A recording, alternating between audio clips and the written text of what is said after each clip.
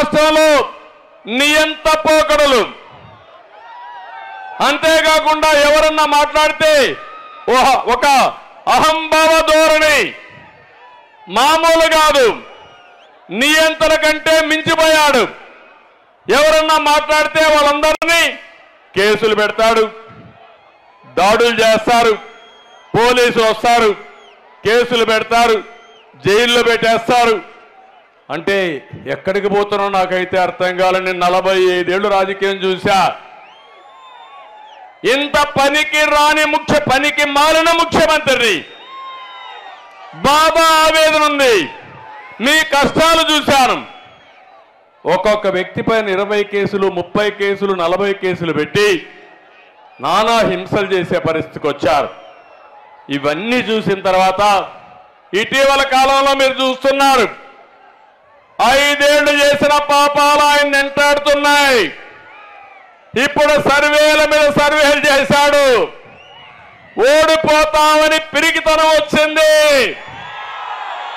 ఎమ్మెల్యేలు ట్రాన్స్ఫర్లు చేసేస్తున్నాడు, మంత్రుల్ని ట్రాన్స్ఫర్ చేస్తున్నాడు. నాకైతే అర్థం కాలే ఇవన్నీ చూసిన తర్వాత. నేను ఎప్పుడు ఊహించలా ఇవన్నీ ఎమ్మెల్యేలకు ట్రాన్స్ఫర్లు ఉంటాయని, ఎంపీలకు కూడా ట్రాన్స్ఫర్లు ఉంటాయని. మీ ఇంట్లో చెత్త ఎక్కడేస్తారు?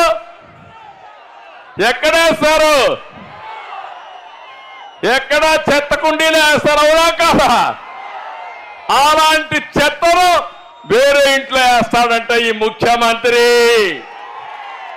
మీరు ఆమోదిస్తారా అని మిమ్మల్ని అడుగుతున్నా, సిద్ధంగా ఉన్నారా అని మిమ్మల్ని అడుగుతున్నా. ఇక్కడ ఎమ్మెల్యేలు ఉన్నారు. ఈ నియోజకవర్గంలో పార్లమెంట్లో 7 మంది ఎమ్మెల్యేలు ఉన్నారు. ఇక్కడ ఒక పెద్ద ఎమ్మెల్యే ఉన్నారు, బుర్రా మణిసూదన్. ఆయన పేరే మణిసూదన్. అన్నిట్లో వాటా దోపిడీ, అవునా కాదా అని అడుగుతున్నా మిమ్మల్ని. ఇంకా ఎందుకు మార్చలా?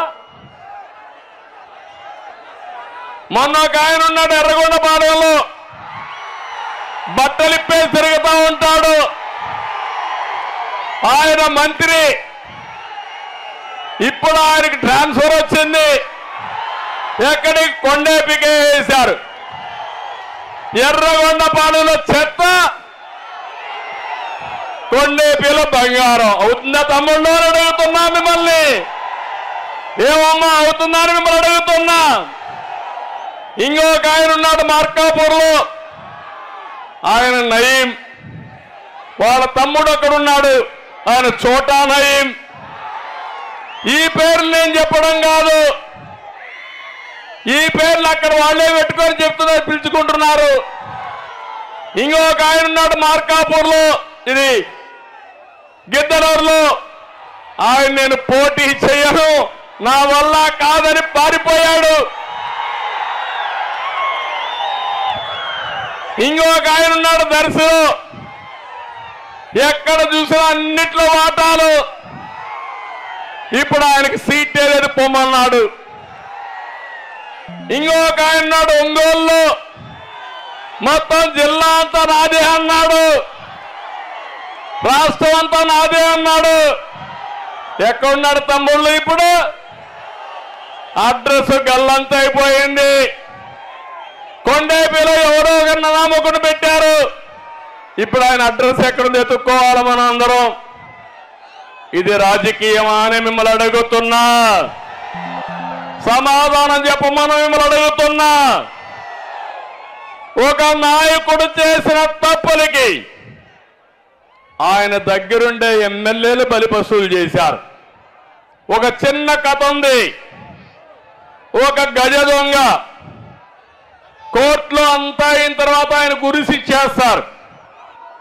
జడ్జి అడుగుతాడు, నీ చివరి కోరికేంటో కోరుకోమంటాడు. మా తల్లిని పిలిపించమంటాడు. జడ్జి అనుకుంటాడు, పాపం తల్లిని పిలవమన్నాడు కాబట్టి తల్లిని పిలిపించి చివరి కోరిక తీరుద్దామని పిలుస్తారు. పిలిచిన తర్వాత తల్లిని చూడంగానే గట్టిగా పట్టుకొని కొరికేస్తాడు. అప్పుడు జడ్జికి ఆశ్చర్యం వేస్తుంది. నువ్వేదో తల్లిని పిలవమంటే నేను పిలిచాను, పిలిస్తే నువ్వు ఈ పని చేసేవేంటని అడిగాడు. సార్ కానీ నేను తప్పు చేసిన మొదటి రోజు చెంప మీద ఒక దెబ్బ కొట్టి ఇది తప్పని చెప్పుంటే నేను ఖచ్చితంగా అయ్యేవాడిని కాదు. నేను తెచ్చిన దొంగ డబ్బులకి ఆనందపడిపోయి నన్ను పోవడం మొదలుపెట్టింది. నేను విచ్చలవిడిగా చేశాను. నా తప్పు చేసింది నా తప్పు కాదు, నా తల్లి ప్రోత్సహించింది కాబట్టి ఆవిడే నేరానికి కారణం అన్నాడు. అదే మరిగా తప్పులు చేసింది మీరు, తప్పులు చేయించింది మీరు, అవినీతి చేయించింది మీరు, వాటాల కోసం అందరినీ ఇష్టానుసారంగా వాడింది మీరు. నిన్న కూడా చూశారు ఒక ఎమ్మెల్యే ఈ జిల్లాలోనే నన్ను తిట్టాలంట, నన్ను పవన్ కళ్యాణ్ తిట్టాలంట. అంటే ఎంపీ సీటు కావాలంటే, ఎమ్మెల్యే సీటు కావాలంటే ఎంత సేవ చేశావని కాదు. చంద్రబాబుని ఎన్నిసార్లు తిట్టావు, ఎన్నిసార్లు బండబూతులు తిట్టావు, లోకేష్ ఎంత తిట్టావు, పవన్ కళ్యాణ్ ఎంత తిట్టావు. దానిపైన సీట్లు ఇచ్చే పరిస్థితి వస్తే ఇంకా ఈ రాష్ట్రం ఏమవుతుందో మీరే ఆలోచించమని మిమ్మల్ని కోరుతున్నా.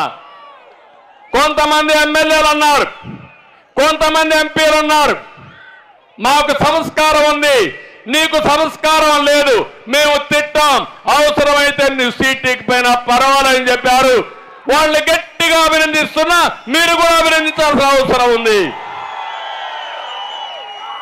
అంటే ఇవన్నీ చూసిన తర్వాత తమ్ముళ్ళు మీకు బాధ అనిపిస్తుందా లేదా అని అడుగుతున్నా. ఎలాంటి సంస్కృతి ఇది అంటే, నన్ను మా మిస్సెస్ని అసెంబ్లీ సాక్షిగా తిడితే, బూతులు తిడితే వీళ్ళు పెద్ద నాయకులు అయిపోతారా అని నేను అడుగుతున్నా. నా జీవితంలో ఎప్పుడూ బాధపడలా, ఒక్కరోజే నేను బాధపడ్డా. నా జీవితంలో 23 క్లేమోర్ మైన్స్ నా మీద బ్లాస్ట్ చేసినప్పుడు కూడా సాక్షాత్ వెంకటేశ్వర స్వామి నాకు ప్రాణభిక్ష పెట్టాడు. ఆ రోజు కూడా నేను భయపడలా. నేను చేశాను ఒక మంచి పని, ప్రజల కోసం బతికాను. అందుకే ఇలాంటి వచ్చినప్పుడు కూడా ధైర్యంగా ముందుకు పోయా. కానీ జీవితంలో ఒకే ఒకసారి బాధపడ్డా, అది నా భార్యని అసెంబ్లీలో తిట్టినప్పుడు బాధపడ్డాను తమ్ముళ్ళు అని చెప్పి నేను మీకు తెలియజేస్తున్నా. ఆ రోజే చెప్పాను, ఇది గౌరవ సభ కాదు, ఈ సభలో నేనుండను, ఇది గౌరవ సభ. మళ్ళా గౌరవ సభ చేసిన తర్వాత ఈ అసెంబ్లీకి అడుగు పెడతానని చెప్పి శపథం పెట్టి వచ్చా. నా శపథాన్ని నెరవేరుస్తారా అని